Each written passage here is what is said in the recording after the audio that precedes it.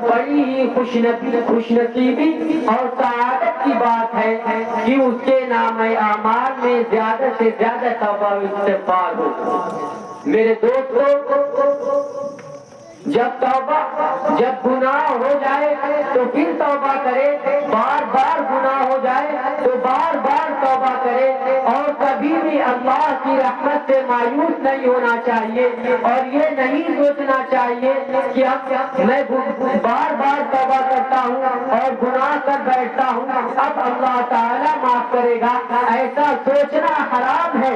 اللہ تعالیٰ کی رحمت سے مایوسی کفر ہے۔ لا تقنطوا من رحمت اللہ، کہ اللہ کی رحمت سے کبھی مایوس مت ہو۔